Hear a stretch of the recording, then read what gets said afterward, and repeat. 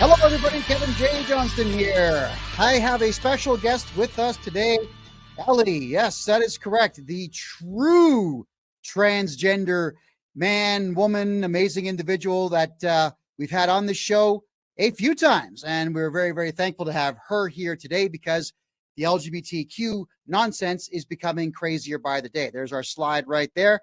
Everything the LGBTQ plus need to know. So Ellie being...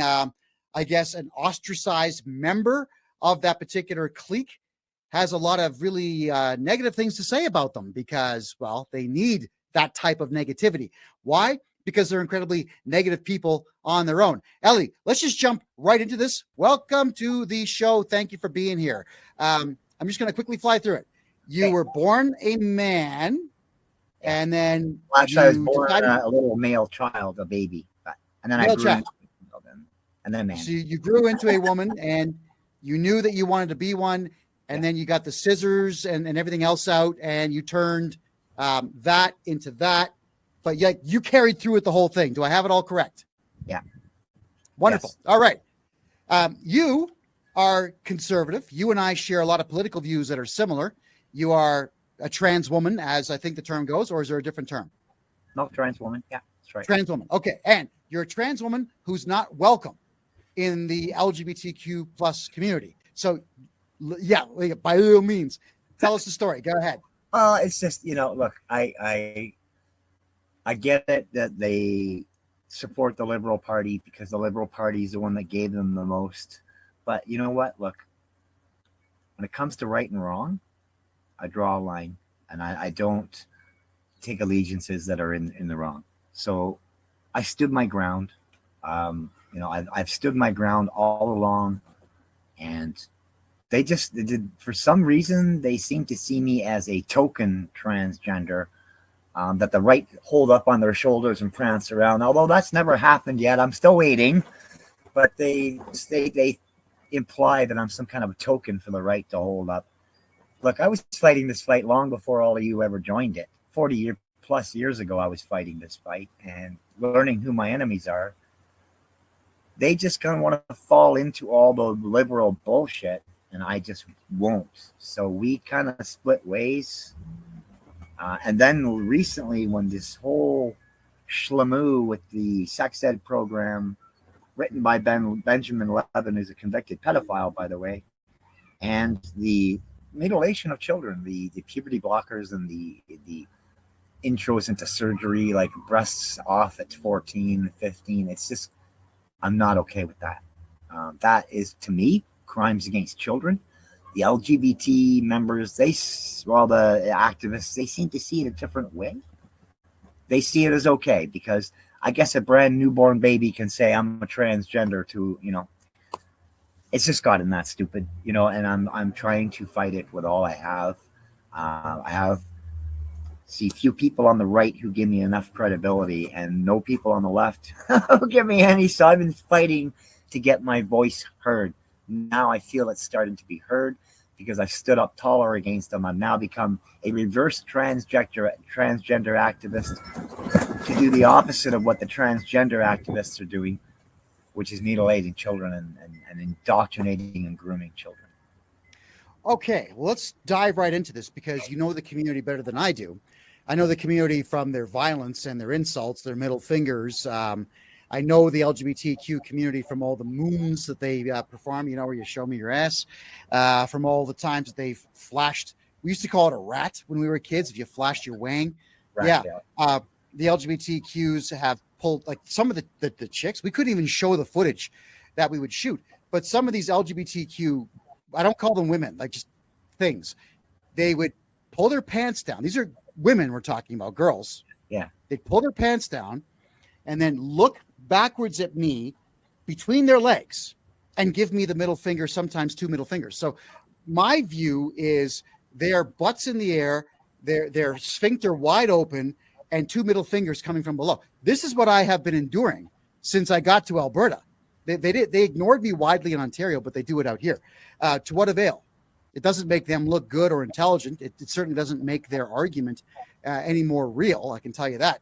But we're not here to talk about me. We're here to talk about a real trans woman, you, and the fact that you've been shunned from the community. So why don't you get into some of the opinions that you've made that got you booted out of this community? Go ahead. Let me hear it. Oh, sorry. Booted out of that community and welcomed into this one here. Yeah. Go ahead.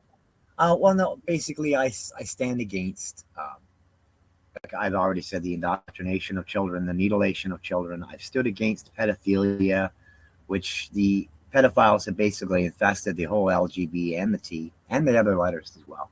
Numbers, letters, whatever. And I stand against that. I've stood against just in general, the parades. I used to support them in 2017. I said enough's enough. I found out that the Black Lives Matter are actually running the parades and saying who can be in them and who can't. And that's when I said, okay, enough is enough here. I left. I no longer support anything to do with them. I used to fly a transgender flag behind me. I took that down and I burned it to show my disgust for the transgender movement at this point, which has been infested by government agents. See, these, Kevin, these ones you're talking about, these are not LGBT members. And if they are, they're just like the rogue ones that'll do anything just to be crazy. The actual members are not like that. The new activists and of the LGB and the T are government agents. They're pulling off government agendas. They're using my former community that I fought for to do this. And so I basically have been exposing them for about the last 8 years. And they don't like it too much. So like I said, I've exposed all the incels. I've exposed the pedophiles. I've exposed their hate groups, their LGBT. I've exposed all of that, and they're not too happy about it. So as you can see, I didn't get into any of their events recently. I saw that you've gone to a couple of the LGBTQ events across Ontario, and they always kick you out. Yeah. They don't like me. I'm a nice person. Sure you are. I mean, look, the reason that you and I chat is because you are a decent person. And I kind of like the idea that you don't really like me all that much. And that makes our conversations a lot more interesting.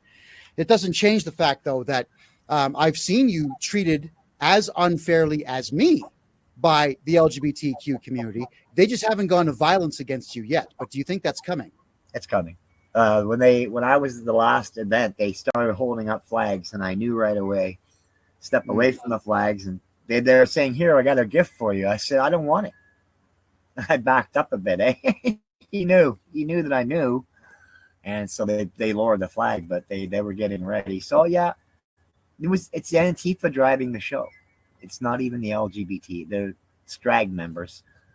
It's Antifa, and I'm well aware of Antifa through my yellow vest days, as you know. And I was chastised back then too for called child abuser because I stood against puberty blockers and mutilation of children. I was called a fascist. I was called a racist because I want secure borders. I was called a homophobe and a transphobe. I don't even know what for. I was called transphobe because I wouldn't accept 900 new pronouns. Are they? She, thee, they, that, they. Ju, jai, jiji, do, do, kaka, and all that stuff. I told them to stick it up their ass. There's only 7. There's he, him, his, she, her, hers, and that bitch. That's it.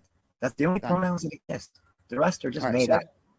Ellie, I've noticed there's a lot of people that just joined us on the other platforms here. So to reintroduce, this is Ellie out in the province of Ontario in Canada. Ellie had the full-blown surgery to have, a penis and testicles turned into a vagina. So Ellie's a little more serious than the vast majority of these trans individuals out there. And Ellie has conservative viewpoints, which has made her extremely unpopular with the same people that hate me, which I find, hilarious and pathetic all at the same time. Let's talk about puberty blockers here. Maybe you could give the audience here a bit of an idea as to what these things are and what they do to children. Go ahead. Okay, well, these puberty blockers were created to help adults with very serious issues. They are also used to castrate rapists that are put under a castration order. It's chemical castration. Right. So basically, and what it does is it sterilizes you as well. So every child that takes the puberty blocker will more than likely never procreate. And if they do, you would have to worry about birth defects and such. I believe myself, this is the plan, and that's why they're upset that I'm exposing it. Now, this is my opinion, okay? This is a depopulation plan. They don't care how many of those kids transition or not. That's not the issue. They want to get them on those puberty blockers because they sterilize them. If you can stop this generation, you stop the next generation from being created. And that's what they're out to do right now. That's why they're pushing this so hard and so forcefully with law and justice system behind them, because they have to get this agenda pulled off. There was a report. Yeah, the report I read yesterday was that young males who end up on puberty blockers before puberty hits, they will never experience orgasm in their lives. Yeah. No, you give up your rights to orgasms when you take the drugs. Like even the estrogen with me, the estrogen and the T blockers, it kills your right there, done, right? So yeah, no, it goes both ways for both. So you basically, once you have the surgery, you can never procreate anyway. They've taken your natural genitalia and reproductive organs and Ginsu knife them, so to speak. So they're never going to work as is. And even if you transition back, they will never work as they did. Yeah, I've watched the surgery because I'm a journalist, so I mean I have to watch these things, and I've seen a lot of different surgeries because there's a lot of medical groups that I was a member of online, and out of all the surgeries out there, that one was the toughest one to watch because of just how many cuts there are, and of course I'm thinking about it like, geez, I would give you an arm before I gave you my testicles, a whole arm, and I would do it myself before I gave that up. So, I guess kudos to you for enduring that surgery. Obviously, it was something that you were serious about, but you waited until what age to do it? Go ahead. I started my transition at 55. So full-blown adult, nowhere near your teen years, with no influence from the outside world. No, this was all my decision. I had all these decades to back out if I decided, I'm not really. It just grew stronger with each decade. So at 55, I finally said, I'm throwing my give a heck card out the window and I'm doing this. I'm doing my transition. So, like I said, it's something that people need to be mature to really make that kind of decision. And young kids are just not mature enough to do that. So now let's talk. You've said, obviously, it's part of the depopulation program, Agenda 2030. Yeah. But how is it that we have the schools and all the teachers in the schools out there pushing this? I mean, what went wrong with our educational institution that they think this is a good idea? They're getting paid. A lot. All right. So I had a feeling that was probably the answer. Yeah, the ones who are getting the most are the ones who are actually teaching sex ed. I mean, sex ed is in almost every subject now, right? So I think they may be giving the other teachers bonuses, but the ones who specifically do sex ed, they get an extra $23,000 a year added on just to do that. And it's not much when you factor in the taxes that come off of that. I mean, essentially, you'd be looking at about a 42% tax bracket with their salary and that bonus. Yeah. So it's $11,000 a year more these teachers would get to point children towards taking chemicals for their body that castrate them, essentially. Yeah. All right. So have you then had the opportunity to speak to any vast swaths of parents before or after their kids are in these schools, these indoctrination centers? Have you had that chance? Yeah, I did. We did a rally here in this town. There was probably a dozen parents there, and I got to speak about my experiences and what my opinions are. And, we weren't telling them don't do it. We weren't telling them do it. We were simply giving them the information. They do with it what they will. I think, that's the strange thing is this. They want these kids to hide the transition from their parents. When you get to school, you can put on your new clothing and we'll identify you the way. So this kid's going to live in secret, but they're living at home. Don't you think it's better that the parents know and be a part of that transition? than to be shut out. Like, don't you think it's really a whole lot of work for someone to hide that? I know I did it here with my sister. I hid it, and it was murder trying to hide it from her. So I just think parents, especially a younger child, need to be involved. And the problem is a lot of parents don't want their child going through it because they know their child's not really transgender. And that's what screws everything up. And that's why they're telling the schools to hide it and the kids not to tell their parents. It's all Do you know what that reminds me of? Is the stories that we used to hear in the 70s, which would be a molester would feel you up or do stuff to you as a child and then tell you it's our little secret. Don't tell your parents. Mm-hmm. Yeah. And if the kid was like really hurt and in pain by it, they would obviously tell their parents about it. That's exactly what teachers in Canada are doing now. The same thing the pedophiles did in the 70s and the 80s. Yeah, well, they're doing it as a test run to get the kids to actually feel they can trust, right? What comes next?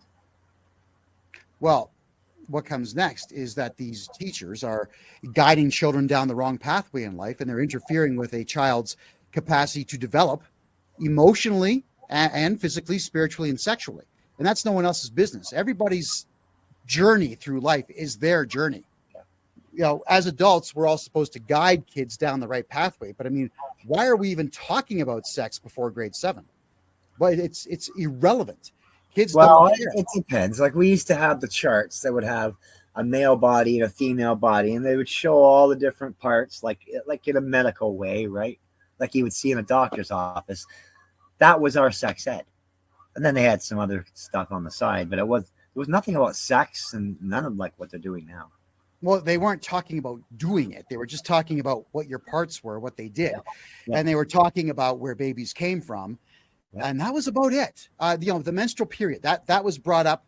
And that was it. They were never talking about how to have sex. They were never talking about the joys of sex. They weren't talking about the joys of anal sex, which is what Ontario started doing about 7 years ago. Like you said, Benjamin Levin, who was the one of the administrators for education, like the education minister, I think, who had done 3 years for pedophilia.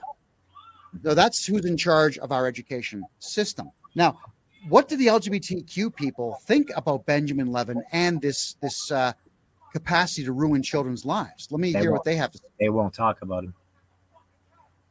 But they're pushing it. There's things they won't talk about, and Benjamin Levin's one of them. Because he is gay. Why won't they? And he's bisexual and he's a pedophile. Because he's brought shame to their community, and they don't want to have to admit that. Do they not see that their community right now is extremely shameful in the way they're treating people? Well, the real members, yes, and have been walking away from the community. The community itself is basically comprised of a bunch of activists and minions. There's not really much of the community left. They're a shell of what they were. But anyone I talk to that's just not involved in the politics of it, just a member, they're not down for any of this. They know about Ben Levin. They're not happy about it, and they're not happy that he helped write Ontario's Bill 89 too, or 87. Bill 87, the child protection bill. Yeah. There we go. John makes a good point there. Check this out. When we were a kid, we knew the other sex had cooties, and that's how kids actually want the opposite. Yeah. Okay. So, John, you're right. Yeah. Grade 6, I couldn't have cared less about girls at all. You know what I thought about girls? They sucked at hockey. They sucked at soccer. They sucked at wrestling. We didn't want to play with them. That was it. That's how it worked in grade 6. I think, grade 7, grade 8, you begin to notice. But that's only because your natural hormones are kicking in. But at grade 7 or grade 8, you sucked at skipping and you sucked at playing Barbies. So screw you. I was horrible at Barbies. I used to throw them. Yeah, I bet. Come and picked up a dolly. Call a surgeon. we had Optimus Prime as boys that could crush Barbie in a moment's notice, right? Yeah. That's what we were doing. And also we figured out gasoline and matches were really good to turn Barbie into a puddle, which was a lot more fun. This is what boys used to do back in those days. But what I want to get at here is that I was never influenced by anybody in the education system to perform certain sex acts. And I don't even think that I was really being propositioned for sex until I hit like 19, 20. And even then, it would still be a proposition and be like, hey, you know, can I touch you? Can you want to do this stuff with me? I had a lot of gay guys hitting on me when I was younger, but I would just say no. It was real simple. Like, nah, guys, sorry, guys, I don't swing that way. And it was done. Like the influence was not there. There was no commercials telling me that I had to suck pee-pees. I had to bend over. I had to appreciate things that I didn't like. None of that was there. No. Period. No, we didn't have gay cartoon porn in our libraries either, and all this other crap, the transgender shit. We didn't have none of that. We didn't even have the internet or phones. Back in my day, anyway, we didn't even have. I watched the microwave come in, Kevin. I recall the microwave oven coming in when I was young. I mean, look, there were still gramophones in people's houses when I was growing up. There was black and white televisions in people's houses until the late 1970s. And the idea of a cell phone, who the hell would have owned that at 45 to 75 cents a minute back in the 80s? We didn't have any of this stuff, period. So there was no real way to influence us unless you had a friend that would ask you to join, but you still had the right to say no. Yeah. Now, children who are in grade 1, 2, and 3, they don't have the right to say no. If they say that they're not interested in this or they think it's gross, the teacher screams at them at the top of their lungs and shames them into abiding by the LGBTQ radical leftist agenda. Whew, I've heard the videos, so the audios of that. So it's pretty disgusting. It's incredibly disgusting stuff. So now the radical leftist agenda here that is still pushing this thing on kids. What is it that they've come out and said to you? Like, were you ever approached privately about joining these cliques? Go ahead. No. You weren't? No. But they all know who you are. I was told that, you know, at the Yellow Vest rallies, if you want to come to our side and that kind of stuff. But that was just jibber jabber. I told them, look, that'll never happen, right? No, I was never encouraged to be a part of this thing with the kids or anything like that. No. No, okay. They attacked me because I attacked it. I attacked it right off the bat. But Kevin, I knew about this 12 years ago when they were doing it in the States. I was hanging with a bunch of patriots from the U.S. and they were going through it then. And I thought, that's coming to Canada in a couple of years. So I started warning people, look, and they're laughing at me like, this will not happen in Canada. I'm like, it's going to happen. It's not about Trudeau or Harper or anyone. It's about the elites. They're making this happen. The UN now came out and said we have to accept pedophiles. Well, fuck you. They're calling pedophiles minor attracted persons now. And you're right. The United Nations did say that. And so did the World Economic Forum, and so did the World Health Organization. Mm-hmm. And that is the part that bothers me. So, but those guys say COVID is real too. So they did say that. And unfortunately, you know what, we have TikTok and YouTube censor videos like what you and I are doing right now. You cannot be a member of, we'll call it the trans group, which you are only because of your dedication to it. But since you don't agree with the radical left, your opinions are not welcome on YouTube. Yep. Your opinions are not welcome on TikTok. This video is not one I can put on YouTube. I'm surprised Facebook hasn't shut it down yet. Yeah. We're live on Facebook right now. They let me get away with murder, Facebook. They really do. I'm glad. Because I can be a voice for the voiceless. I can say things that you and anyone else could not say. And that's always pointed out to me. Look, you're our voice. Don't ever stop. And I won't. I'll always be you guys' voice. Because I kind of got that magic halo hanging over me with the name transgender. I've left it on my profile for a reason. I was going to switch just to go female. Then I thought, I'm going to lose privilege. My trans privilege. You absolutely would lose that privilege. Yeah. And it's sad that in order for me to have this kind of a discussion, I have no choice but to go to somebody who is transgender, who got the surgery done, to have them on the show as the token person that allows the straight guy with a penis to be able to say these things. Now, and also, if you're not on this show with me, you know that they'll use Section 319 of the Criminal Code to say that I'm uttering hate speech, to which, of course, I'm not. We're just having a conversation. I need you to be able to tell the truth. Isn't that wacky? Yeah, that is stupid. It's sad. It's what it is. I think opinions scare them. And they always have. Look, Kevin, I've had to let things bounce off my cheek that normally I would drop somebody in 2 seconds for. But because people are entitled to their opinions, I always try to remember that. And you can't make someone like you. You can't make someone accept you. And they're trying to do that right now. And it's bouncing back badly on those of us who have worked hard to earn respect from the community at large. And I'm not saying the right. I'm just saying the community. That's the straight community, right? And most of my support base is the straight community, like in the high 90%. So I only have so many transgender friends and gay friends. The rest are all straight. Most Christians and Catholics. So, but I've earned that. That was not just handed to me. I earned it with my common sense. I earned it with my truth. And that is something that, well, I know that to be true. Actually, everybody, if you could do us a favor here, that Ellie's got a couple different platforms where you can follow her. Yeah, there's Ellie, our special guest today. There's the Rumble link. You'll find it in the chat room. And also, yeah, and you got to brand your thing better. That number, C292511, that's not good enough. We got to brand you. But also on Facebook, everybody. There's the Facebook link, Ellie Sophia .Rossetti.7. Yeah, there's go ahead, guys. Okay. Click the link. I copied it right from your profile. Awesome. Yeah, right from your profile. And just so you know, everybody, if you do have questions about the radical left, the LGBTQs, any of this nonsense that's being forced on us, Ellie does reply to private messages. Go ahead and message Ellie and she'll get back to you. Ellie, you make a really good point about backfiring now. There's been a lot of push towards heterosexual guys like me, where I must absolutely be turned on by morbidly obese women who are over 300 pounds. What they say is they're proud of their bodies, which we know they're not. And they're lecturing me in that I don't find a woman over 130 pounds attractive. So it's the same idea. There's a lot of radical leftists who they're men.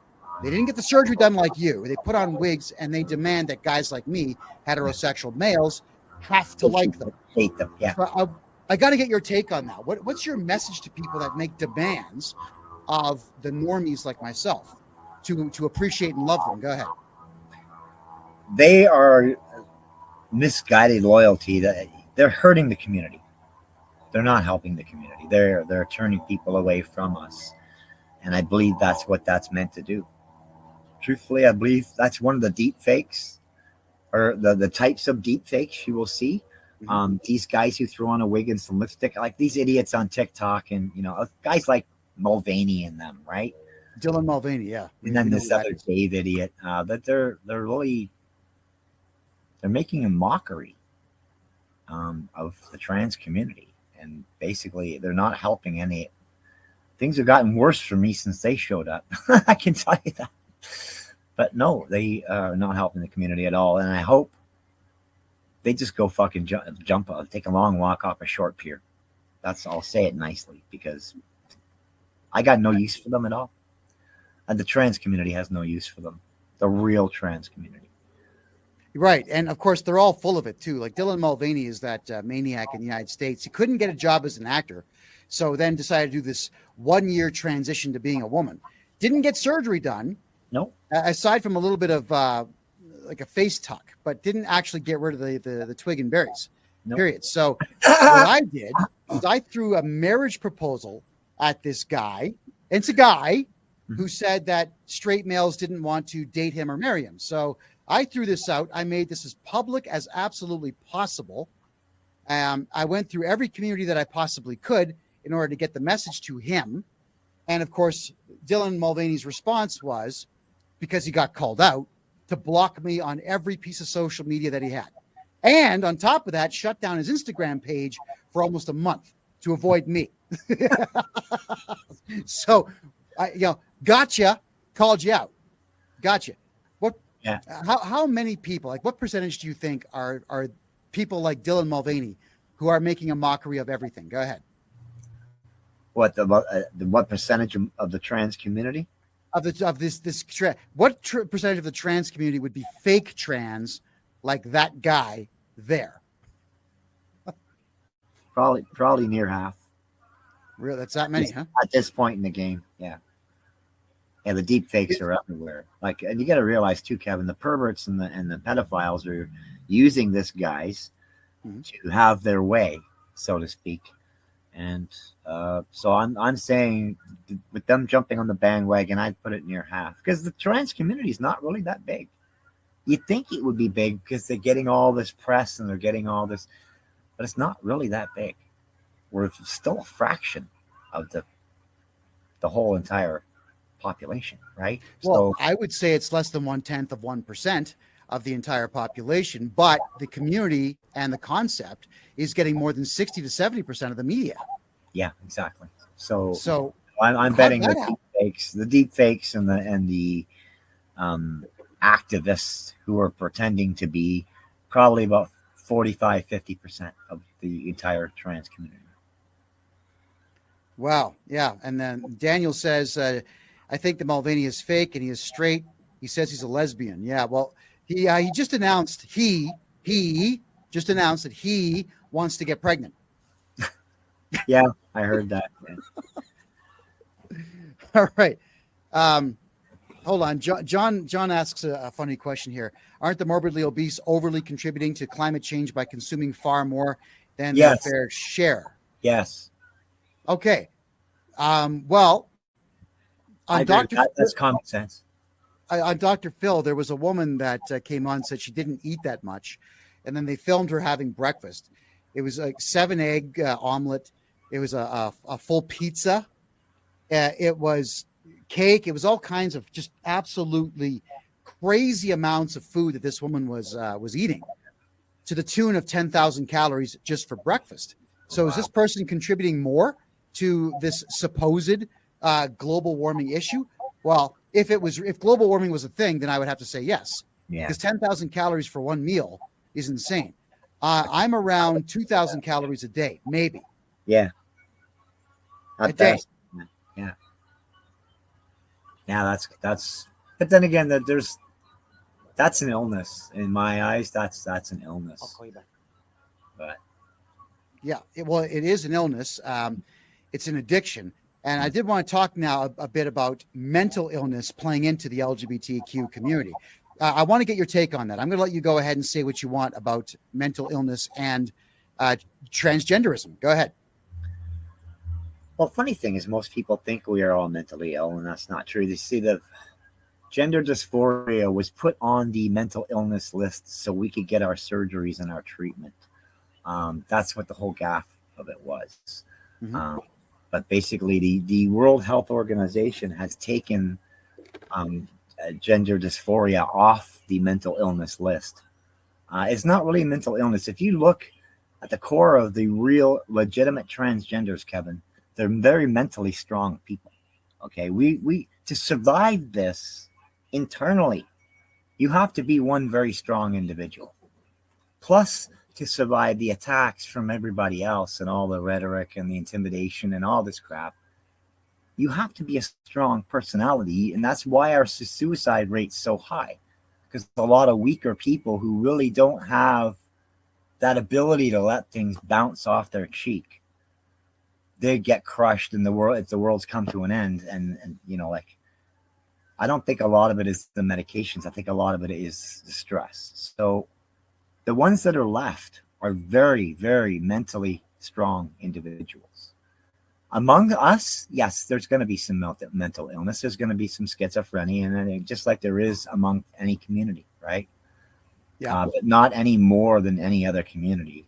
I don't know a lot of mentally ill transgenders. A couple I met years ago, but all the ones that I know now, I would say they're all very mentally solid people. But how many would you know? Just give us a rough number. I know about a dozen of transgender and transition together. Like, gotcha. So in your 60 years of life, you only know 12. Oh, no. In my 60 years, no, I've known well over 200, 300. But okay. I mean, you don't know them. You don't know them intimately. You know of them. You see them around you. That kind of stuff. So yeah, I mean, you don't really get to know if someone's mentally ill unless you get to know them personally. That's not Which I agree right to even assume it, unless they're outwardly showing it, and then you can't hide it. But out of the dozen that I know, none of them I would consider have any mental illness that would require a treatment from any professional at all. I mean, we all have small amounts of this or that, right? We got sure. eccentricities and, and so with that being said, I mean, you don't need a psychiatrist for this or that. Those are things you'll work out yourself. But certainly. Well, I mean, I suffer from excessive handsomeness, and as a result, people stare at me all the time, and it drives me into my little corner. Yeah, I know.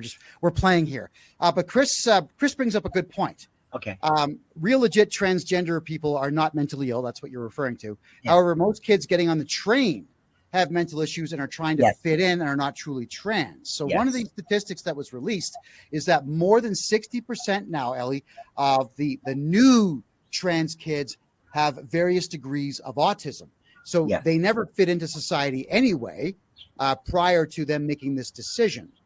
I just want to get your thoughts on that. Go ahead. That's very true. And I saw that in the last couple events of the LGBTs events that I saw. I'm noticing more and more. Now, I don't know if it's specifically just autism or if there's slow learners as well. Sorry, I got wasps here. I was seen as a slow learner when I was a kid, but really I wasn't. I just wasn't interested in what they were trying to teach me. But the kids nowadays, I'm noticing, especially if you watch the videos of that event and the girls that were talking, the one called herself a child and she's 15. The other one couldn't even form a full sentence without having to break up and go to another sentence. It's like she was overamping. I even had to tell Lisa, please back off. Don't leave her be. Just leave her be, because I was afraid she was going to go into a seizure. Yes, I'm noticing a large amount of these kids have way worse issues than gender dysphoria. And I tried telling the father that when I talked with him. He would not listen. So these parents that are involved, they're just so desperate to get their kids well, they'll do anything. And that's what I saw there, was that father doing that. So sadly, yes, I would say probably, in my estimation, just my opinion, probably about 70% to 75% are. Then I'll make a comment here, Ellie, that you may or may not agree with. But when you have kids who don't fit in, whether it be slow learners, like you said, not interested in school, which I wasn't. I was called a slow learner because I didn't care about anything in the school. But then you have autism, and there's a couple of other things, like some people just have issues. Some kids have issues spatially. I forget the name of the condition. ADHD and stuff like that. Not ADHD, but where time means nothing to them. Where 5 minutes and an hour means the same thing. They can't differentiate. So I know. They are awkward just based on their incapacity to understand the world as everyone else does. So then you've got teachers finding these kids who don't fit in, want to fit into something, and they just tell them, yeah, you're probably a girl. You're probably a boy. Make the switch. You're the opposite of what you were born as. And the kids are falling for it, because how does a kid deconstruct an argument like that thrown at them? As a child, I remember being young. If adults said something, I was counting on their age to be the determining factor on cleverness. I later found out that most adults were idiots. And now that I'm an adult myself, have been for 35 years, I confirm that. Most are morons. So what defense do these kids have? I guess then really, I want to get your thoughts on what I just said here, and then I would like you to build on it. Go ahead, please. Well, I think you're right. I just don't think it's all one specific thing. It's not all autism. But I noticed, so when I was young, we didn't have autism. We never heard the word. Attention deficit disorder. We had psychotic tendencies, personality disorder, all this kind of different stuff. Hyperactivity. Hyperactivity, which was usually just too much sugar, right? Back in the day, because everything was sweet. But I have to agree that there's so many kids that are being looped because these teachers or counselors pick out that they're maybe they get a bad home life as well. That could also contribute to them wanting to be a part of something better. But yeah, I believe that these teachers are probably even paid little bonuses for bringing in so many kids to that ideology, I'm going to call it. Because if they're not really trans, if they didn't say so on their own, they're not transgender. And it's just a shame that these they're getting away with this. Like I've tried to speak up. It's predatory behavior is what it is. Yeah. It's very predatory behavior. Definitely predatory. And it's sick because the only people who can stop it are standing by letting it happen. Yes. I'm getting a lot of emails here as we're talking because I mentioned obesity earlier, that I don't find obese women attractive. And what I just had to point something out here. Like I'm being mocked myself for being a little chunky. I've got that little bit of fat right there. You do. Yes, I do. And I know you do. I know you noticed. Yeah. Right. Yeah, and I know that tire. I got a spare tire. You turned me down because of it. Yeah. But yeah. So, but what I want to say here is that it's actually quite easy to not be obese. And if you have a quick look at my frame right now, I mean, look at this. This is my frame right now. I'm actually considered morbidly obese according to the BMI chart. All right. Think about that. I weigh 202 pounds currently. Yeah. Yeah. So. Well, you're shorter than me. So yeah, that's big. Sorry, what? You're shorter than me. So that I'm five. Yeah. Not quite 5'6". Yes. Yeah. I'm 5'6". I'm stocky as hell. I'm 160 pounds. So. Wow. And how tall are you? 5'6". Yeah, I thought so. You're about my height. That's right. Yeah. I remember that because I have seen you in person 2 or 3 times about 3 years ago. You were standing lower on lower ground. I think I was up on the pavement, so it seemed like I was taller. But yeah, I'm a little taller than you. Yeah, so there we go. Yeah. So with me being considered morbidly obese, I'm saying that because it's kind of it's a scale. You can get yourself down to my size and still be considered morbidly obese. Yeah. Right. And it takes a bit of work to have my frame being 30 pounds lighter than I was just about 4 months ago. And it's my own fault that I put all that fat on. Entirely my fault. I'm just trying to say that it's all about accountability. And it's the same thing in dating. It's the same thing in transgenderism, putting a wig on. These are all choices that we make. Yeah. And there's going to be consequences for every choice that we make. So if you're a guy, stocky like me, and you're putting on a wig and lipstick, and you go to a women's bathroom and get your ass kicked, that's a choice. Yeah. If you decide to be morbidly obese, a big chunky lady, and then you go on YouTube showing your belly off, and you get mocked for it, that's a choice that you make. Why are we not being responsible? I did want to say this about the obesity, though. Yep. There's a lot of people who right now are suffering. What's it called again? That gland, thyroid. Okay, the thyroid gland can cause you to either get very thin or very big, and you don't even have to eat. Someone I dated had it, and they were gaining weight, and they were only eating like an apple and a little yogurt at lunch and a small dinner, and they were gaining weight. It's just the thyroid, right? So thyroid problems right now are large because of the vaccines or whatever, the jabs.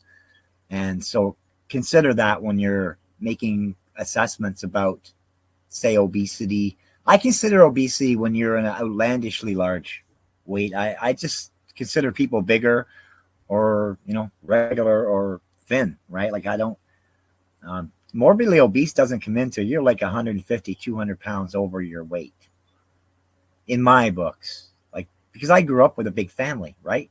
So, right. Yeah. And, like I said, I was always very sensitive to their being attacked and stuff. So I kind of generalized things so that people could still say stuff and not be hurtful. It was never really meant to be hurtful back then, but it was. And then now they're calling everybody morbidly this and morbidly that. All right. Oh, Chris makes a point here. So Chris is down over 100 pounds. So congratulations. And I've seen Chris live on Skype, and she's a good looking gal now. So it's all about choices. And if you do have hyperthyroidism, it's real easy to go get checked out and talk to a professional and get the appropriate tests done. Yeah. And then from there, be an adult and make your own choices. Let's get back to the schools now. We've got this coming Wednesday, the 20th of September. There's going to be walkouts all over Canada fighting this transgender, radical leftist LGBTQ, like it's just call it what it is, pedophile policies in our schools. So I want to get your thoughts on that. Go ahead. It's something that I warned people about, and nobody wanted to listen. They're doing it. They're introducing pedophiles. They started calling them maps. They want these kids to accept them as just another type of people. And this is the integration of pedophiles into the school system. Hence why they're getting them to consent to things, different stuff. They're making them feel like they're big people and consenting to stuff. Well, they have no clue what they're consenting to when they consent to sex with a pedophile. And I will, with everything I have, stand against this. I will not sit back and let them get away with this. And my advice to parents, I would be pulling, if I had young kids home, I would be pulling them out of school and homeschooling them, or finding a way to homeschool them. There's teachers' pods. There's all different kinds of stuff from teachers that were let go during COVID and stuff. So they have pods going.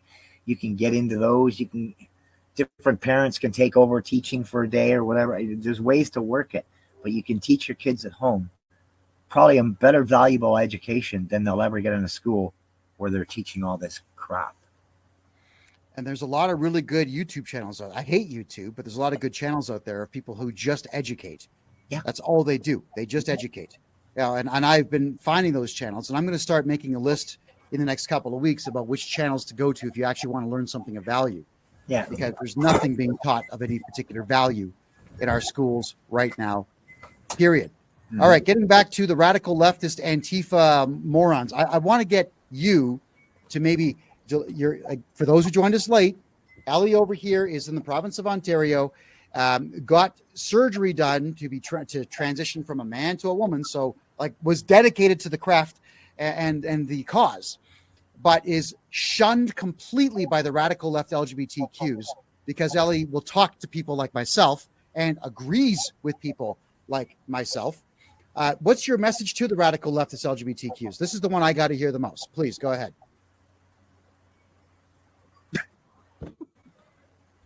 I'm coming for you. I'm going to be at your events. Me and my bullhorns will be there. We will be loud, and we're coming for you. I was expecting something a bit longer, but I love it. That's as simple as you can get right there, Kevin. Well, I want to say the same thing, but you know that they'll just call me a racist and a hater and all that nonsense. It's just how it is. All right, Ellie, so I'm going to put your links back up. Just let everyone know right now, if you could, how they can find you. Go ahead. Okay, well, I'm on Facebook. It's Ellie Sophia Rossetti. I'm on Rumble at Truth Inc. INC. I'm on BitChute at Cussinelli's Place. I'm in Brighton at Cussinelli's Place. I'm everywhere, either at Ellie's Place, Cussinelli's Place, or Truth Inc. and or Ellie Rossetti. So basically, if you have questions, you want to know stuff, message me. I'll chat with you. Right? I'm not one of these snowflakes that's going to get all offended. Just be respectful. That's all I asked. Yeah, for sure. And Ellie, I can confirm that. The reason that you and I talk is because you return messages. I call you, you answer. I email you, you answer. So I can actually say honestly that you do exactly what you say that you do. And thank you very much for that. Ellie, it's always a pleasure to have you on board. Thank you so much for being here. I appreciate the fact that somebody who was as dedicated to the craft as you are, has come out and just flat out said that this is not good for our society or our kids. So thank you very much for that. Thanks for having me on. You're very welcome. Take care of yourself.